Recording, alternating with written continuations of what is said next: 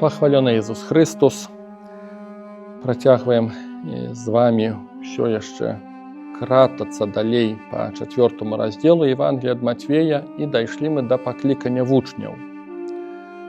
Романтычны момант, і для многіх веруючых часта любяць людзі паразважаць на тэму паклікання. Некалі здзіўляўся на YouTube-канале Радыё Марыя, улічваючы сколькі шмат матэрыялаў і ўсяго, то, канешне, вось на першым месцы ідуць тыя інтэрв'ю пра пакліканне са святарамі. То есть для нас, католікаў, гэта такая романтычна важная тэма, такая містычная. Часта людзі задаюць пытанне, а як вас Бог паклікаў, а што так сталася і так далей. Таму это абсалютна, канешне, без жартаў, без сарказма. Тэма важная, для кожнага, напэўна, важная. Та асабістая сустрэча з Христом далёка не толькі для святароў, для кожнага, хто сустракаецца асабіста з Богам, этот момант. Помню, мне казалі, ты будзеш памятаць яго, і так рэальна выйшла. Ты памятаеш такія моманты сустрэчы з ім. І мы маем пакліканне апосталаў.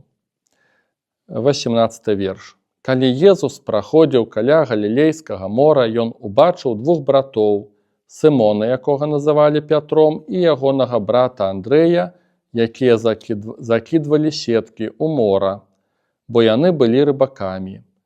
І сказаў ім, ідзіце за мною, і я зраблю вас рыбакамі людзей. Яны ж адразу, пакінуўшы сеткі, пайшлі за ім. Окей, пра што тут нам размова? Заўсёды нас, як правіла, гэты тэкст пужае. Пужае чым? Вось гэты радыкалізм. Христос ідзе, сустрэліся, кідайце ўсё, і яны так лёгка раз кінулі і пайшлі. Для Матвея, для яго важна паказаць факт прызвання. Ён не займаецца храналогіяй. І ён не паказвае ўсе нюансы. Ён паказвае, што яны прызваныя. І цікава заўважце, што Матвей, евангеліст Матвей, Сымона ўжо тут называе Пятром. То есть ён ведае, што гэтага чалавека яму далі іншае імя, яму Христос даў іншае імя Пётр. Евангеліст Ян, который быў, канешне, сярод гэтых прызваных, ён нам больш ужо ўкідвае нейкай храналогіі. Яны былі вучнямі Яна Хрысціцеля, і яны сустракаліся з Христом ужо там на пустыні. Андрэй, Ян, каб не зманіць, здаецца, Сымон там таксама ўжо быў, магу зманіць. Напэўна, не было там Якуба. Так што для іх сустрэча з Христом яна ўжо не першая. Евангеліст Ян паказвае, што яны пайшлі, калі не памыляюся, з Янам і Андрэем хіба што, ўжо не хачу там шукаць, з кім там дакладна было. Яны пайшлі за Христом і пытаюцца, рабі, дзе жывеш, прыйдзіце і паглядзіце. Яны прыйшлі і ў той дзень засталіся, было каля гадзіны такой і такой, апісвае Ян, і прыбылі там дзень. Гэтыя мінімальныя факты, яны паказваюць, што сустрэча з Христом яна адбывалася не адзін раз. То есть, хаця бы з таго, што апісваюць, это ўжо некалькі разоў. І вялікая верагоднасць, што тое, што апісвае нам зараз Матвей, што гэта не была першая сустрэча, это была чарговая, крок за крокам, і прыйшоў той момант, калі трэба было вырашацца, і вось на такі крок ісці. Неяк так.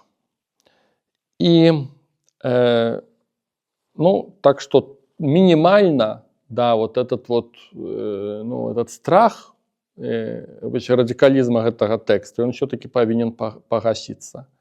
Што тут у прызванні няма нечага такога, што ўсё рашаецца ў адну хвіліну. Это не так. Бог вядзе нас па крысе, Бог знаёміцца, Бог рыхтуе.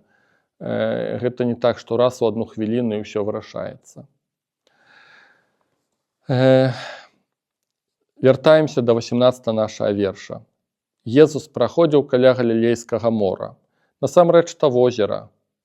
Цікава, чаму яна названа морам. Нічога не магу сказаць па гэтай прычыне. Чаму габрэі называлі, ці паўсюдна это называлася морам, нічога сказаць не магу. Недзе чуў версію, што яна ў даўжыню даволі даўгое, што яно там, можа, да 16 кіламетраў ідзе па даўжыні. Можа, па этой прычыне называлася морам. Некаторыя дапускаюць версію, што это ўжо ў гэтым крыецца нейкая сімволіка, што Христос, который пачынае дзейнасць з Галілеі, то есть ён прапануе новы выхад, новае царство Божие, новае вызваленне з рабства граху, новае імя дае. То есть ён у нейкім сэнсе паўтарае тое, што Бог зрабіў праз Маісея. Для евангеліста Матвея Христос у кавычках ёсць новым Маісеем, бо ён дае нават новы закон, пра што мы будзем чытаць у наступных раздзелах. То есть вот эта вот параллель с пераходам праз мора, з гэтымі ўсімі цудамі, з Маісеем, гэтая параллель у Матвея вельмі ярка выражаная. Некаторыя бачаць, што тут трэба ўбачыць нешта глыбейшае, што Христос пачынае каля галілейскага мора, у кавычках мора, як бы прадказваючы, што трэба зрабіць новы выхад і новы пераход праз мора. Да, новая Пасха будзе. Ось. Такія глыбінныя каментары ёсць да гэтай тэмы. Убачыў братоў, якія закідвалі сеткі ў мора, бо яны былі рыбакамі. Христос прыходзіць да іх падчас звычайных заняткаў. Абажаю гэты матыў. Я не раз часта пра гэта кажу, это мой вопыт. Да, у розных людзей ёсць свой вопыт. Для некага Бог найбольш праяўляецца тады, калі людзі моляцца, падчас асаблівых святаў, падчас асаблівых падзеяў. Не каментую ніяк вопыты духоўныя розных людзей, але мой вопыт такі, што найбольш Бог да мяне прамаўляў, прыходзіў, прагаворваў, найбольшыя падзеі Божыя са мной здараліся ў нейкія будні. Я часам гэта кажу у нейкую сераду, без 15-5, калі найменш пра гэта думаеш. Пра Бога, калі заняты сваімі справамі і раптам, як гром з яснага неба. Маёй гісторыі так было. Найменш, калі я чакаў Бога, ён там аб'яўляўся. І гэта вельмі прыгожыя эпізоды. Чаму? Я ад іх у захапленні, таму што тады ні з чым не зблытаеш. Ты не молішся, ты не думаеш, ты сваімі справамі займаешся, і калі прыходзіць Бог, ты проста разумееш, што это сапраўды ён, і няма ніякіх другіх варыянтаў.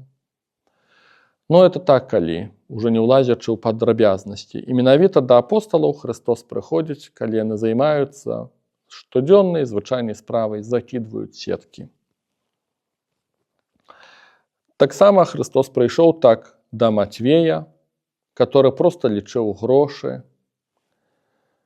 да Паўла апостала, который ехаў са сваімі справамі, з лістамі, каб нішчыць хрысціянаў. То есть он быў заняты сваёй справай.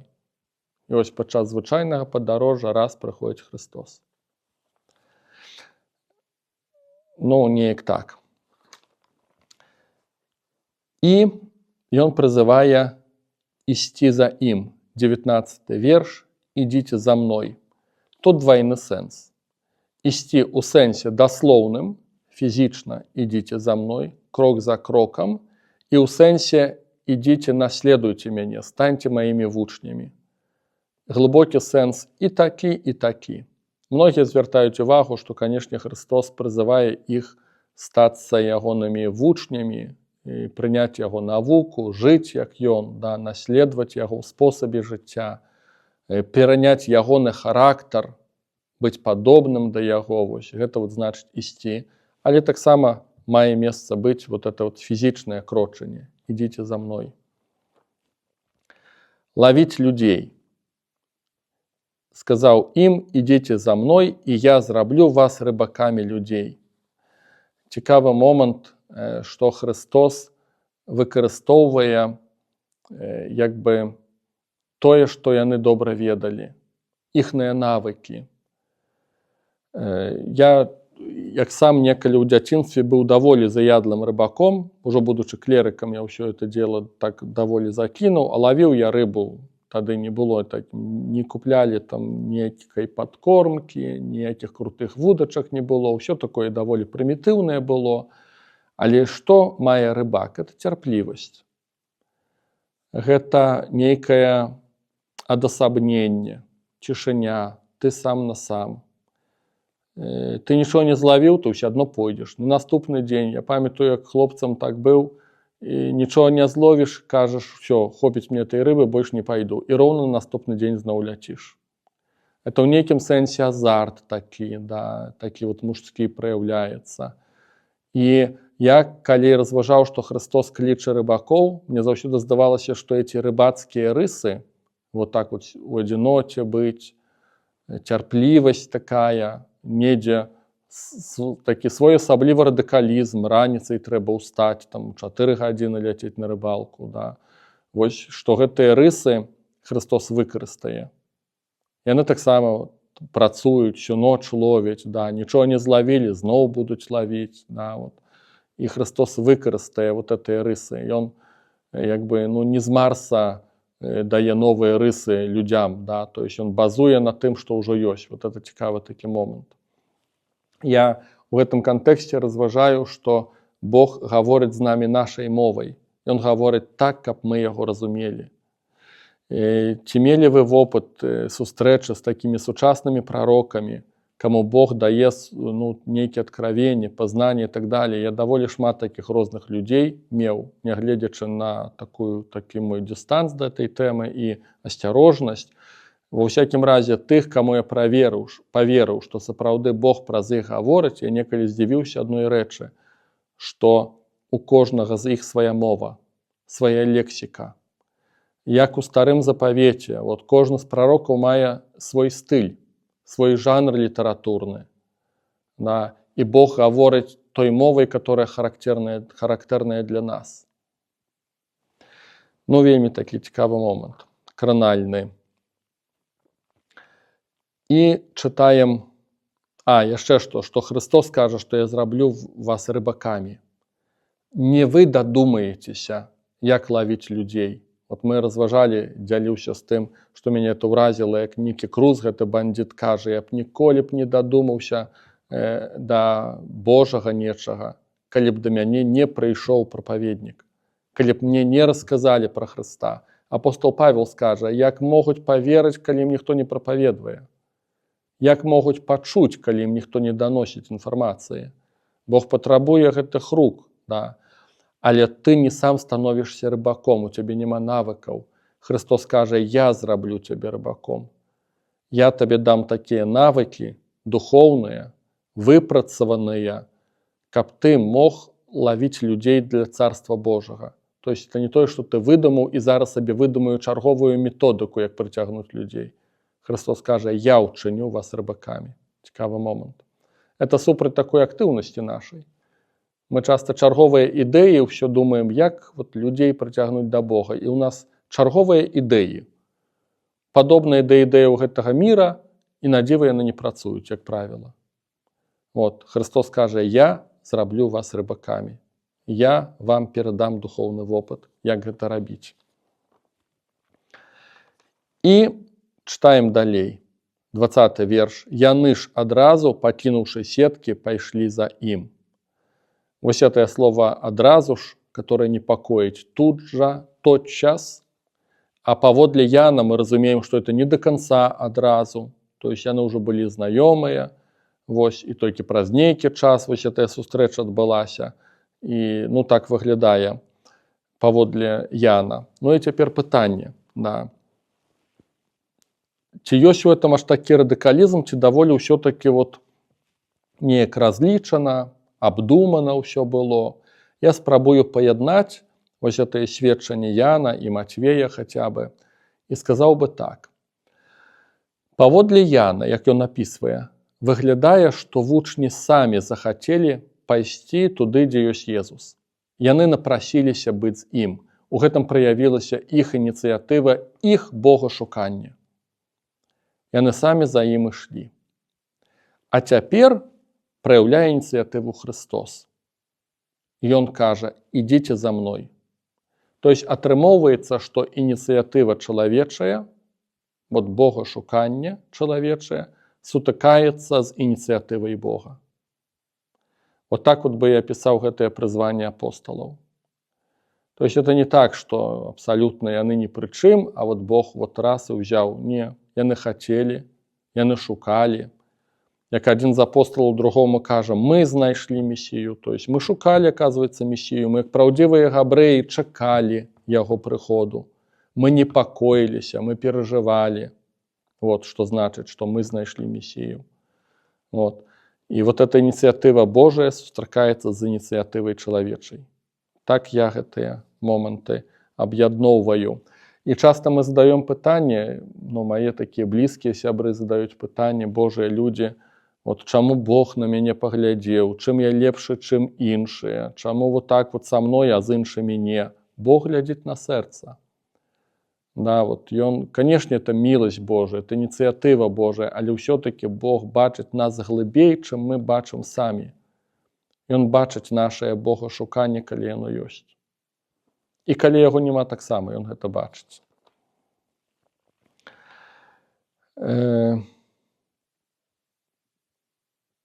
І радыкалізм тут усё-таки не знік. Так бы я сказаў. Не знік нават ні грама. Яны тут жа пакінулі сеткі, яны пакінулі дабрабыт свой, яны пакінулі забеспячэнне. Нават калі это не адбылося пры першай сустрэчы, а пры чарговай, все адно вот эта нотка радыкалізма такога даволі сур'ёзнага тут гучыць.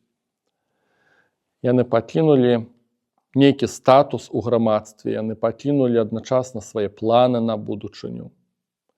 Можа, это не было вот першасным рашэннем, раз загарэліся і паляцелі.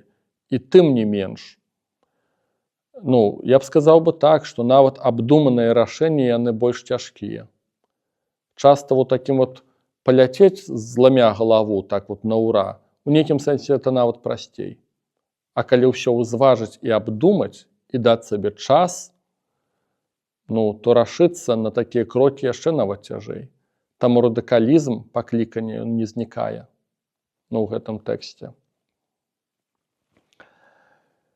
І з пакліканнем наступных братоў будзе вельмі падобна, амаль што копія. 21 верш, 22. Калі адтуль пайшоў далей, убачыў іншых двух братоў, Якуба, Забэдэевага, і Яна, брата ягонага, якія ў чоўне з бацькам іхнім, Забэдэем, ладзілі свае сеткі, і паклікаў іх. А яны адразу пакінулі човен і бацьку свайго і пайшлі за ім. Амаль што копія, амаль што паўтараецца гісторыя з пакліканнем, з той розніцай, што тут яшчэ бацька. І адзін з евангелістаў, вот уже не памятаю, хто дакладна, можа нават той самы Ян, апісвае, паказвае, Марк паказвае, што бацька застаўся знаёмнікамі. Гэта азначае, што іх сям'я была багатай, яна была зажытачнай. Да, і ім было што губляць. Дабрабыт немалы быў, раз маглі наняць людзей, да, каб на іх працавалі. І што яшчэ адметнае для мяне асабіста ў гэтым пакліканні чарговых вучняў, Якуба і Яна, братоў, роля бацькі. Евангелие нічога не гаворыць пра яго, ні што ён абрадаваўся, ні што ён пярэчыў неяк і так далей. Евангелие, пасіўна, проста яны пакінулі бацьку і ўсё. Мне падаецца асабіста, это моя думка, што паколькі пакліканне не адбылося ў адзін момант, а ўсё-такі это быў працэс, бацька ўсё ведаў. І ўлічваючы, што Ян, напэўна, быў вучнем Яна Хрысціцеля, быў на пустыні, і Ян ужо ведаў раней Хрыста, я думаю, што бацька, скорей за ўсё, пра ўсё гэта ведаў. І для яго гэта не была навіна. Падазраю, што ён нават да гэтага быў гатовы. І ведаеце, я ніколі пра гэта не думаў. Так вот этот момант, што пакінулі бацьку, это заўсёды так вот гучыць, як радыкалізм вучняў. Вот яны пакінулі бацьку і пайшлі. Мне хочацца в нейкім сэнсе пакланіцца бацьку. Сказаць: блин, ну ты рэальна мужик. Ты рэальна класны. Ты ім памог адысці. Ты не устроіў скандала, ты не адкрыў ныцця свайго, там, о, як тое, сёе, да. Вот чамусьці мне хочацца бачыць, што это чалавек благародны.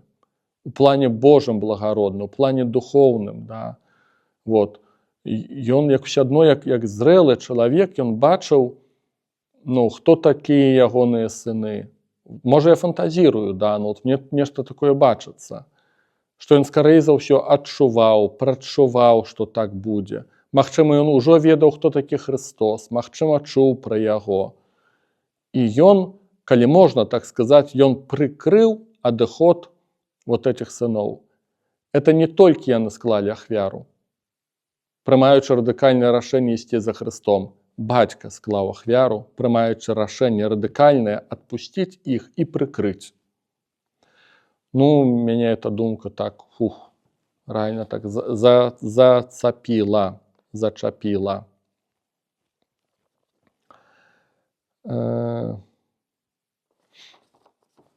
І далей, 23 верш да 25.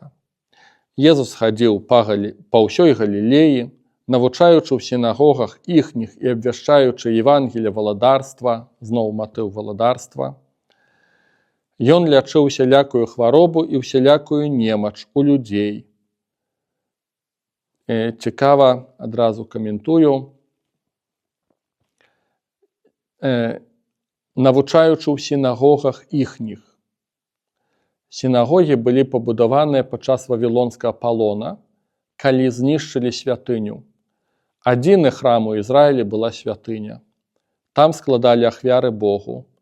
Не было месца, дзе складаць ахвяру, бо прыйшлі язычнікі, святыня была знішчаная. І, так кажуць даследчыкі, ў гэты момант пачынаюць узнікаць малельныя дамы лакальныя, яны называліся сінагогамі. Там не складалі ахвяру, там маліліся, разважалі святое пісанне, чыталі Тору Маісея. Ну, ці іншыя таксама прарокаў чыталі. Но это пра сінагогі. Христос лячыў усялякую хваробу і усялякую немач у людзей. Цікава, што это адрозніваецца. Хвароба і немач у людзей. Адразу можна падумаць, што тут можна назваць. Я б назваў бы, ну, хвароба – это фізічная хвароба, а немач – гэта ўсё тое, што мы не адносім да хваробы, так вот яўнай фізічнай. Я б сказаў бы, это духоўныя праблемы. Нам, магчыма, людзі ўжо разумелі, што ёсць не толькі фізічныя хваробы, што ёсць больш глыбокія хваробы, эмацыйныя, духоўныя, ну, неяк так. Таму пайшла пра яго чутка па ўсёй Сірыі. Сірыя – это правінцыя Рымскай імперыі. Так разумею, што это не тая сучасная Сірыя. Это так называлася правінцыя, адна з правінцый Рымскай імперыі. Пайшла чутка пра яго па ўсёй Сірыі.